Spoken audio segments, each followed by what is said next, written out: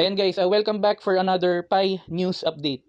So kakapost ko lang nung video na to 11 hours ago from the time ng recording na to, okay?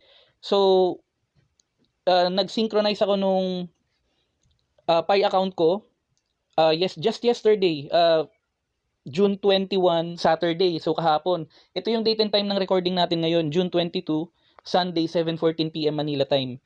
So kahapon, nung clinic natin itong synchronize status on mining app option dito sa KYC dashboard natin sa Pi Network app, yung nag-prompt na information is status sent, okay? So nag-check ako uli ngayon and tignan nyo yung nangyari Ayan.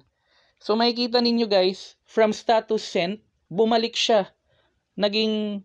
Binibigyan na naman niya ako ng option or instruction to click again on synchronize status on mining app.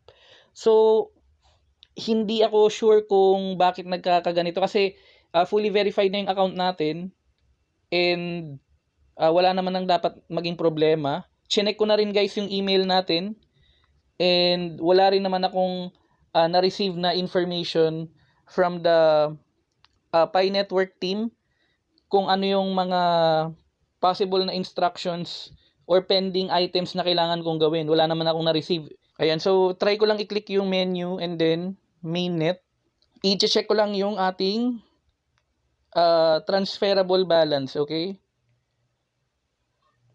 Okay, so sa main checklist natin, dito sa taas naka-green. And then hanggang dito sa baba naka-green pa rin yung status, so okay tayo dyan. So based kasi sa research natin guys, kaya nagkaroon ng ganitong panibagong feature dito sa Pi wallet natin, itong synchronized status on mining app.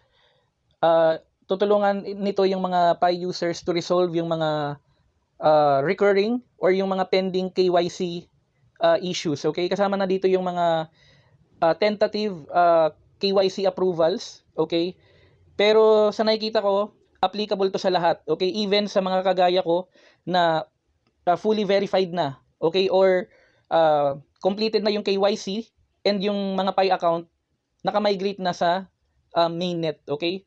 Disclaimer statement for our crypto bayanihan Web3 wallets. The content provided in this video is strictly for educational purposes only and does not constitute financial, investment, legal, or professional advice. We do not promote or solicit the purchase or sale of any cryptocurrencies, tokens, exchanges, or financial instrument. All the information shared on our YouTube channel is published in good faith and are intended to help viewers understand blockchain and Web3 technologies. Thank you.